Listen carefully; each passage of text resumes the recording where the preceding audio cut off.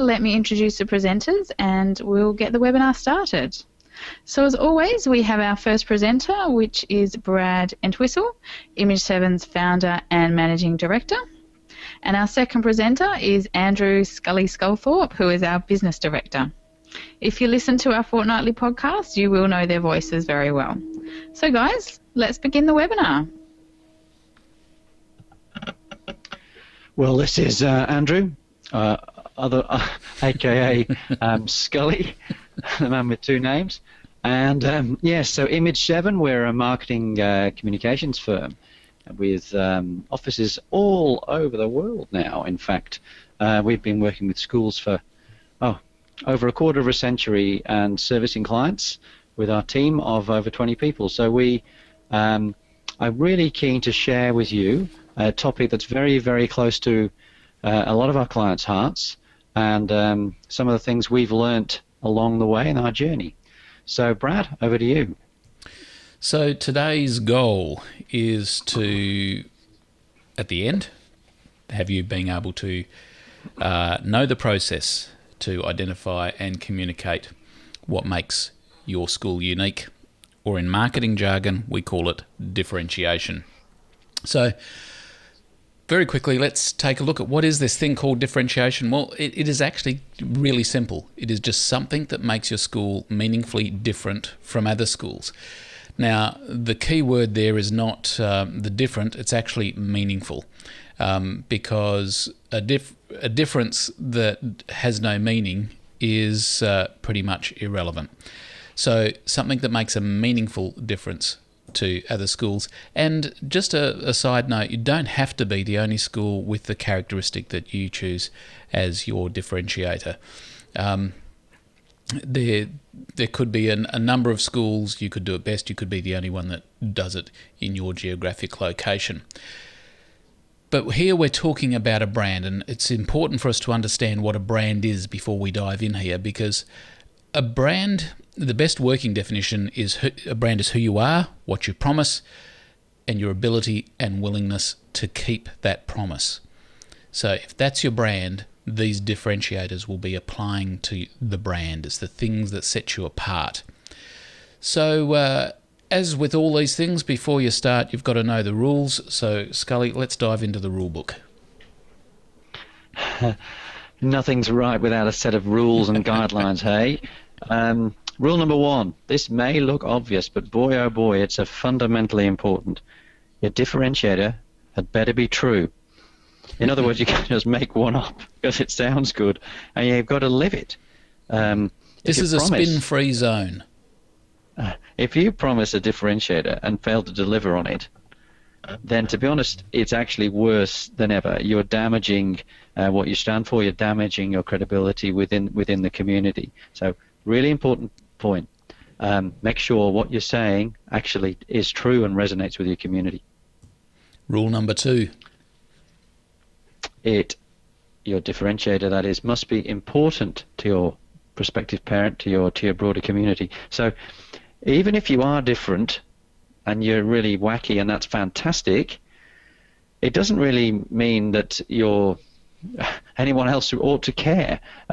That's not, in being different isn't enough. The difference has to bring, of course, a benefit to your parents, to your community, and it's really got to matter that there's there is a point of difference, and that the child who is going to be at your school is really going to grow and be given almost an unfair advantage in life because of the point of difference you bring. And number 3. Yeah, so your differentiator must be supportable. In other words, prove it. So it's a huge challenge very often. It's a real challenge to be able to differentiate or verify the differentiation. And if you can't overcome that, then be very, very careful, because you need to be able to demonstrate that what you say is the truth. Not just that it is true, but you need to be able to back it up. Otherwise, if no one believes it, it's not going to work for you anyway. There's some few entry-level offerings that people see as differentiation, but they're perhaps so soft brand differentiators, if you like talented staff, and we're totally committed. And you should perhaps take that as read. But if everyone's saying it and you've nothing to point to demonstrate, to verify the truth of it, then really you're wasting your time. So there's some clear 3 simple rules or guidelines which then guide us on the rest of the journey, which is going to be a pretty quick journey. So here we go. Okay, well, first of all, is this an easy path? Is this an easy thing to do, discovering or determining your differentiator? No, it's not. I want to be clear about that up front. It's not an easy thing to do. It takes some hard thinking and some application. But is it possible? Absolutely. The harder thing and ultimately is living it. But it can be done. Don't be scared off. It not only can be done, it should be done. So, this is, to me, this image actually, this is the bland school. And there might be lots of schools that do the same thing as you, but they don't have the same brand as you. Go back to our brand definition. And one of the things that I learned very early in my marketing career is that there is no such thing as brand parity. The school might look the same, the output might look the same, everything might look the same, but you still don't have the same brand, because it's who you are, what you promise, and your willingness and ability to keep that promise. So with that in mind, let's go to the evidence. We're going to get all CSI here and give you the evidence. Here's 19 differentiation ideas for schools, and with the time frame that we've got, Scully, we've got to do it in 19 minutes or less. So here we go. Let's dive in. Number 1. Specialise in something. Now, this is tried and true territory for schools, because there's even the specialist words. So there's music specialists, there's academic specialists, there's sports specialist schools, but they're there because not only do they do it, it's a great differentiator. It's a good way for people to know you're different. Number 2, Scully.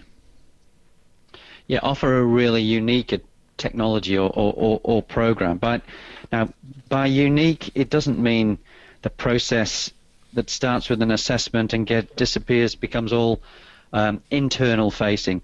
Clearly, this unique offering has to have a whole different way of approach that brings, and again, it's all about your community, the children, and the benefit they get from this technology, from this educational program, whatever it may is. So really, offering one is a fantastic hook to hang your hat on, if you like. But remember, it's not about internal facing processes, it's about the benefits it delivers for your audience. Number 3 is to focus on understanding a particular target audience.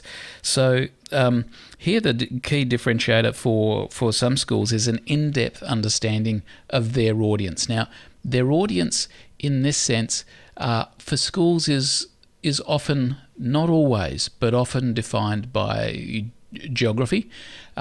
What are the people like in your area? And understand what they're like. If you're known as the school that understands who I am, that is a huge differentiator.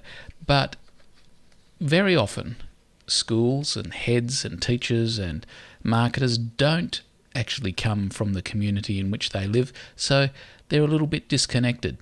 But if you can understand the audience that you're operating in, that can be a key differentiator. Number 4. Now, specialising in servicing parents of a particular demographic. Parents reads children, reads the community. So you probably can't be all things to all men. So don't even go there. But you can be really good at certain things. So often geography may drive some of this. It's a common differentiator, but many schools I've noticed just take that for granted. Well, of course we're here. Well, yes, you are. But you'll already have skills in looking after, in nurturing different demographics, different different issues within the local community. Well, that in itself is a point of differentiation. Don't underestimate it, and it can really bring to you a competitive advantage against against other schools out there. So yeah, just think about what you're particularly good at servicing, and make a point of telling the world about it. Now, number 5 is that all your staff share a particular characteristic or credential. Let's go to the credential, and it doesn't have to be all your staff, but a number of staff. How many PhDs do you have on staff? How many people do you have that have passed their first aid certificate? How many people do you have on staff that, or have all your staff been through professional development in relation to bullying, for instance? That is something that if you can make it a point of difference at your school and maintain that, then that is a very strong differentiator which you can keep coming back. Often, of course, mixed with other differentiators, and we should say here that, of course, usually these differentiation ideas don't happen in isolation. It's mix and match, and often two of them go together to actually amplify each other. So number 6, Scully. So yeah, help parents to solve specific educational or parenting challenge. And there are a lot out there. And if you're able to demonstrate that you have a particular expertise, then you'll give a huge peace of mind to parents who may be looking out there, who could understand my child best, who could nurture them, what kind of adult do I want my child to grow into? And it's about really demonstrating that the challenges you've had many years of overcoming challenges, working with the families to achieve that. So think about some of the examples you've had and can demonstrate that you go deep and you've got a wonderful history. Number 7, Brad. You nearly stalled on the next number there, Scully. Have one or more highly visible experts in their field. And this is something that is almost a natural for schools, because when you have an expert in your field, and lots of schools actually have experts in their fields, but really the key here is a highly visible expert. So this is somebody who is online, is blogging, is writing stories, is commenting for the local media, is the go-to person for your parents, is involved in the association for their particular topic, and perhaps even presents at conferences. It's great to have them. It's great for that they might even be visible, but unless you leverage that and make them highly visible and known as experts, and very seldom in a school is there not one or two people who already exist on the cusp of being a visible expert. It's a great way to go. Number 8. Yes, offering a different financial model. There are for-profit schools, not-for-profit schools, faith-based schools, private schools, independent schools, state schools, and no doubt a whole heap of others that I haven't been able to mention off the top of my head. But offering that model, it is a point of difference, and it really, if you can demonstrate the benefit that comes from that in terms of funding model, in terms of really ultimately what it delivers within the school walls, then you can be onto a real winner. It's another point of differentiation. Be warned, if you're able to show that it's working really well, you might find you've got a few imitators. But hey, that's the best form of flattery, as they say. So yes, number 9. Number 9 is to have a specific geographic focus. Now, this almost comes naturally to most schools, because by their nature, schools do tend to draw from a local area. But how many of those local schools are saying, we are the school for suburb A, B, C, D, and E?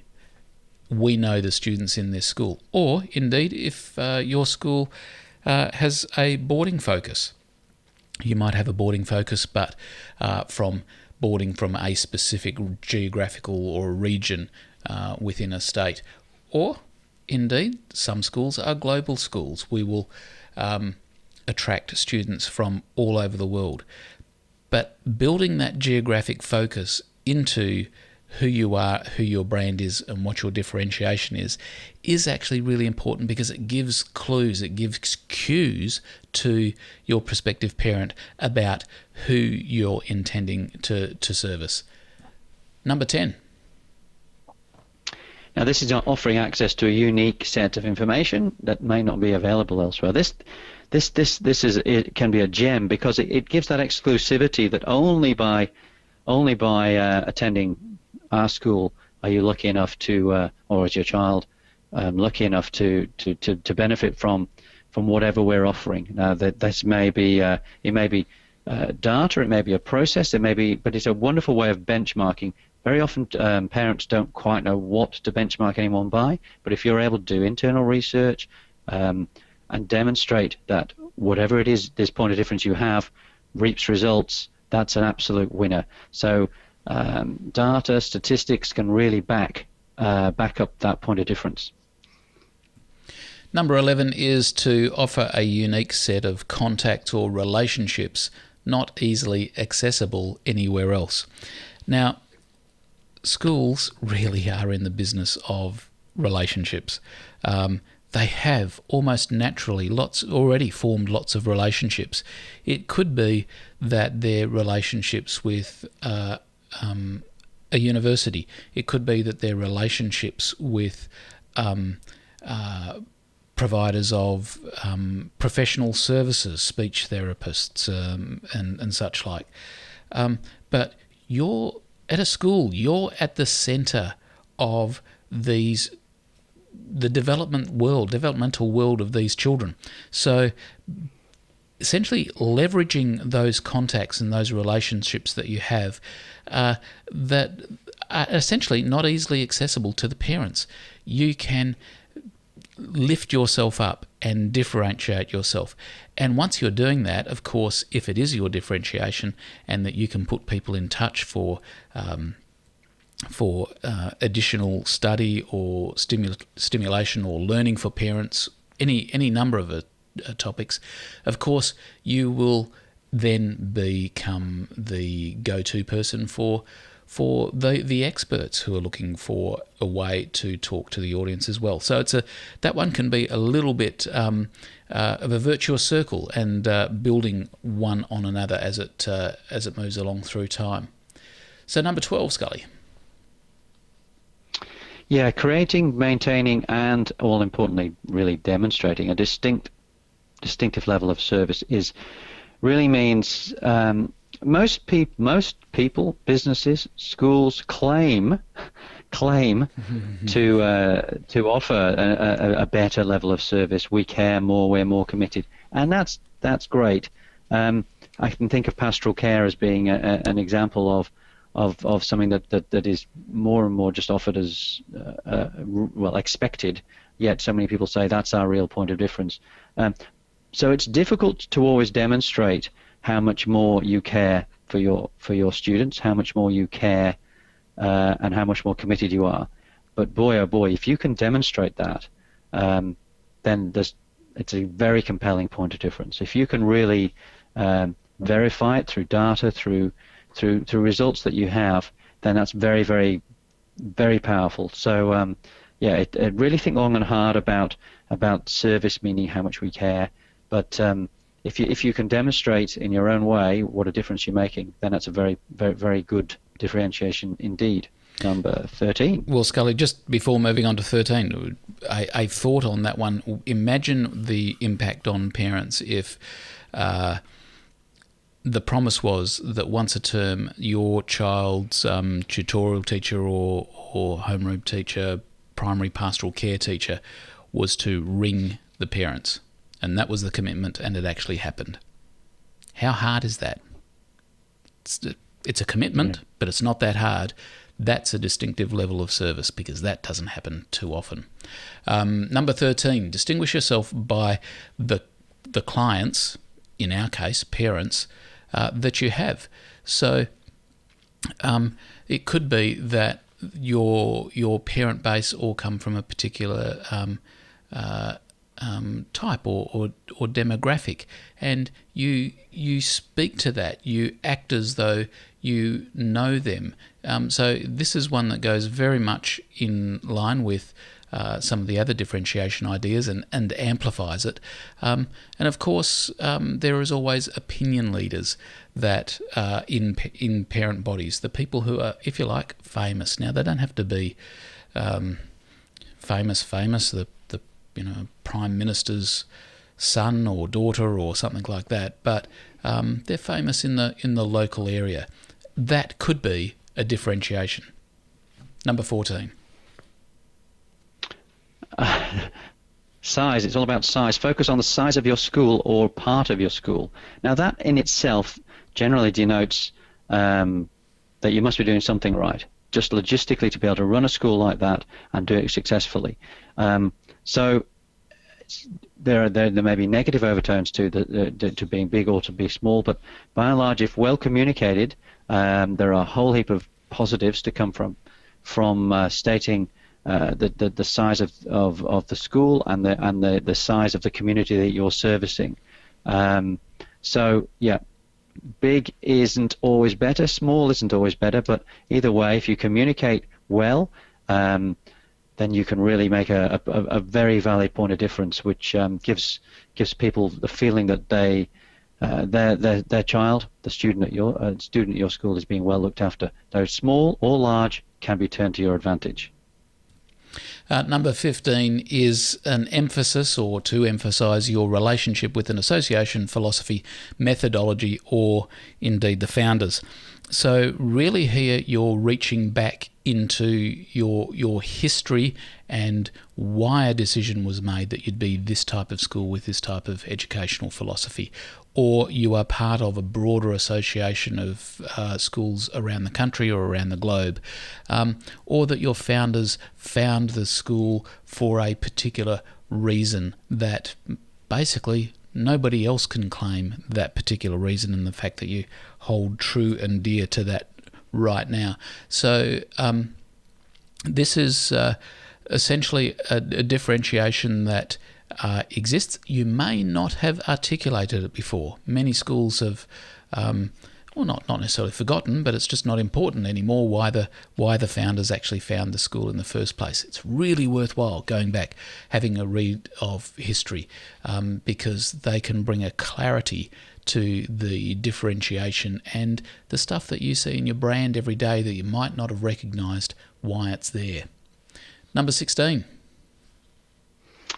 Yeah, look, a lot of schools have done this in the past, even if they haven't realised, and that's really demonstrating that your students or even your ex-students have really accomplished something. So focus on notable accomplishment, and you can build a strong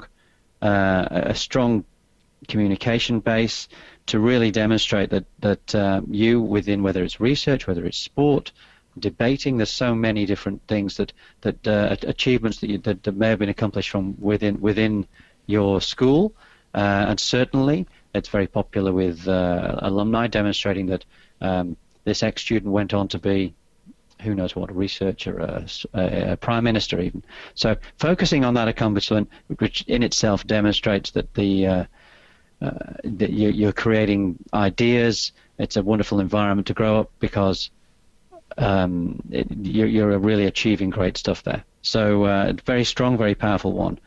Number 17, Brad? Is to specialise in delivering a unique or valuable result or outcome.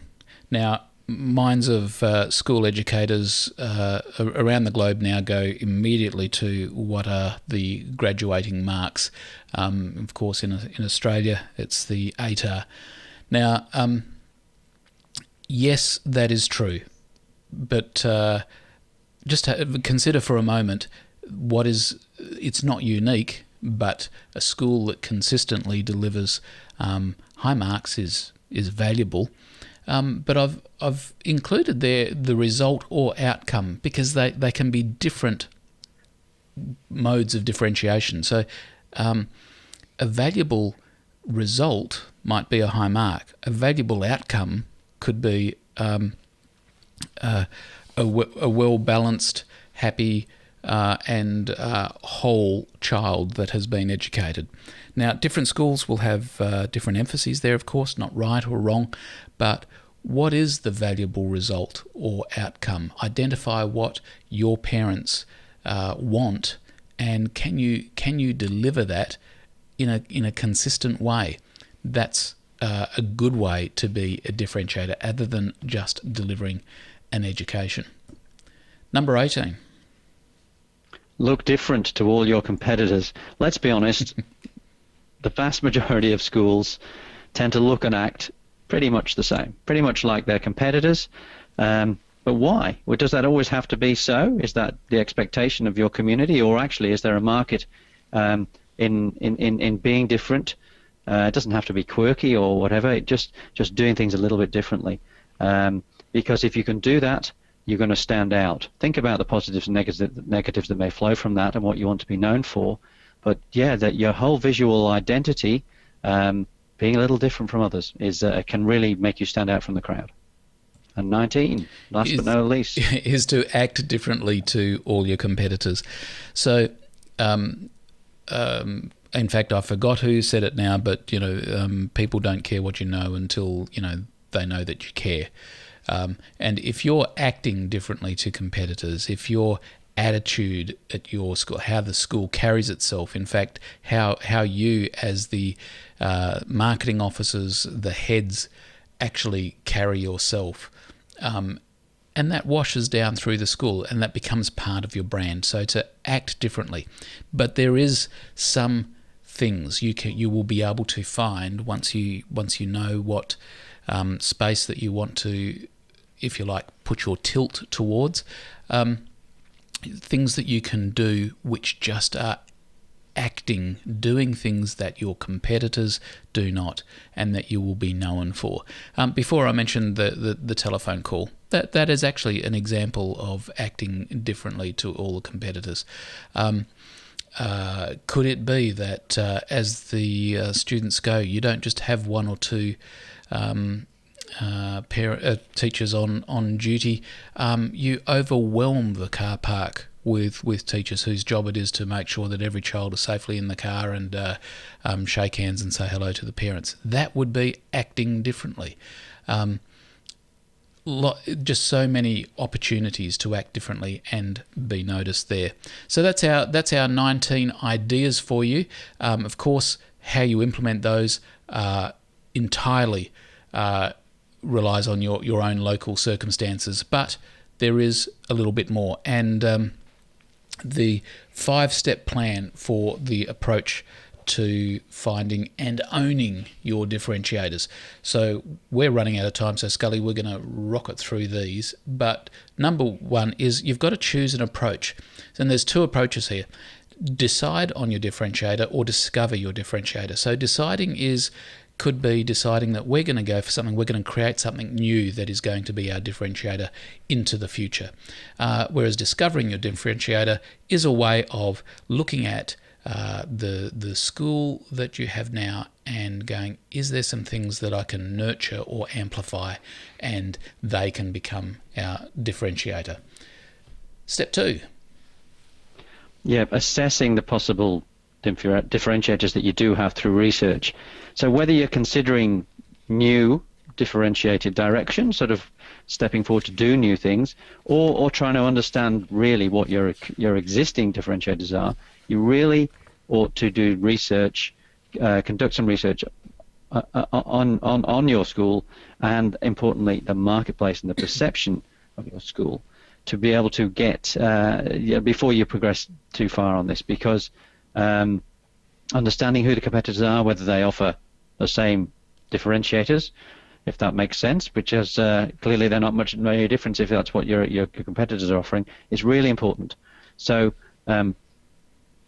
really having a look at the local market, doing some research, and that can really inform you very, very importantly, rather than just going blind and leaping out there and saying we do this. So understanding what influencers in your community might think and say. It can be done formally with in-depth surveys and the rest, or it can be done informally. Either way, I would suggest research what you're doing before you jump. Number three is to identify the differentiators you want to pursue, and quite frankly, this is where the crime scene is in most efforts to differentiate, because too often this step is the one that gets missed. To actually sit down when you've done the research, you've decided which way you're going to decide on the differentiator or discover it, then identify them, put them down on the paper as the ones you want to pursue, and make sure that everybody who is involved in the process knows about it. This is usually where it all gets fluffy, and frankly, the process peters out. So make sure it's a conscious act to identify the differentiators that you want to pursue. Now, this is about validating. So you've done your research, you know what you want, so you think you're fine. Here we go, let's get on with it. Well, before you jump, it's always wise to validate what the marketplace thinks. So the differentiators that you choose, whether they actually are relevant to your community, to your potential prospective parents, and importantly, that you can support what you're saying. Once you've identified these points of difference, there may be existing qualities, or you may want to emphasize ones that aspirational ones for the future. Make sure that in your marketplace, that's your local community, or even broader in terms of some boarding schools, whatever it may be, try and validate them again. So this is a kind of belt and braces approach with checking with your stakeholders that this actually is what you are, and they really are different, and importantly, that you can live up to what you're claiming to be this great point of difference. And that brings us to number 5.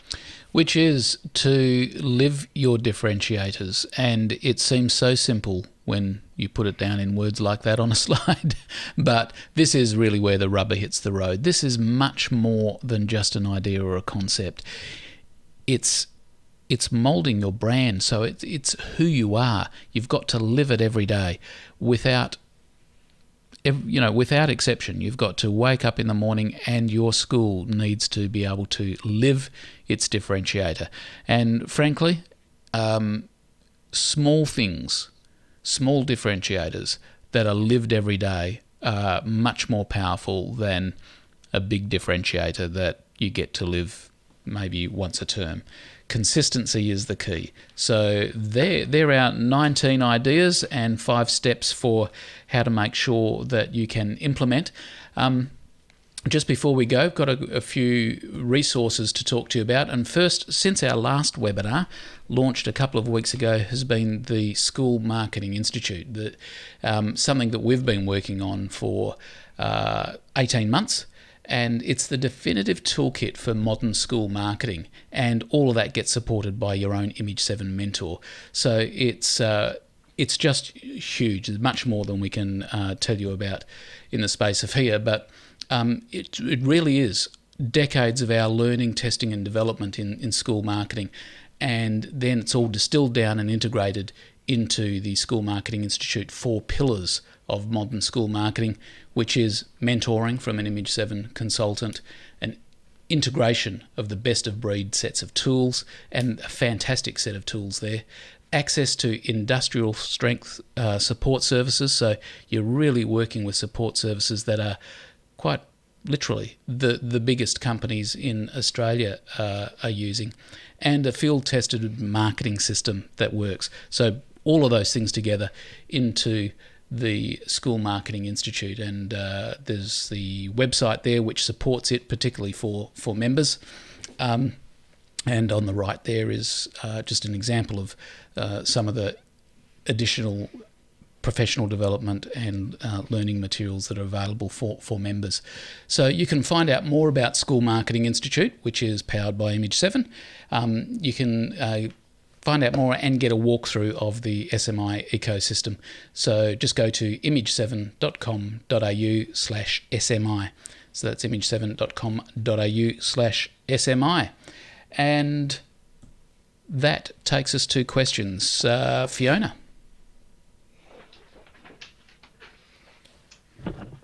Thanks, Brad.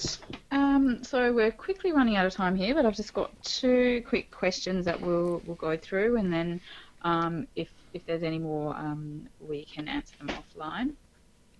The first one I have is from Rachel. The main point of differentiation at our school is the teachers.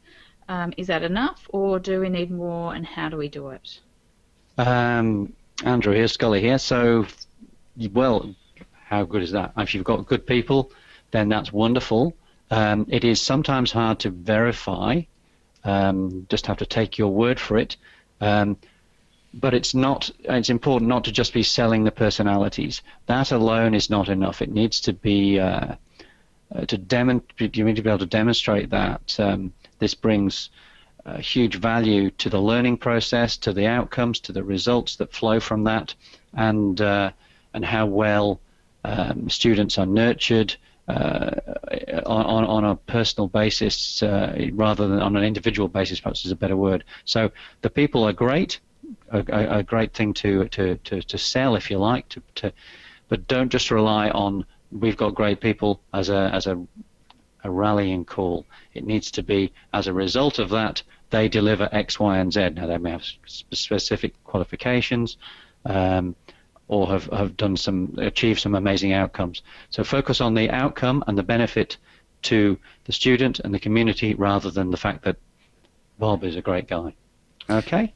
Yeah, I think just jumping in there for a moment, Scully, the question I always ask myself is because frankly, every school says we've got great teachers. So that's a claim. How do I justify it? So I ask the question, well, prove it to me. And that's the question you can ask yourself, prove it to me. How do I actually justify the claim that these are great teachers? And if you can do that, then that's great. You've got your differentiator. Thanks, guys. I've got a question here from Beth. What example of a different financial model can you give? Okay, this is an interesting one for schools because there is different financial models of schools, but usually within developed countries like Australia, UK, where most of our listeners are today, that it tends to be fairly staid models, but even slight variations at the edges. So most independent or private schools will charge fees by the term or annually, and that's sort of the choice you get. But what if you were able to do it by weekly direct debit? What if you were able to give people an option of perhaps financing? There is particular operations around there to help finance the education if you aspired to a higher fee school that you couldn't afford right now. What if in those payment models you were able to create added benefits that went with it? So you didn't just get the education, you actually also got, and I'm being deliberately provocative here, but what if you also got membership to the local gym and membership to the free cake a month club at the cake shop? But the cake shop and the gym work off each other.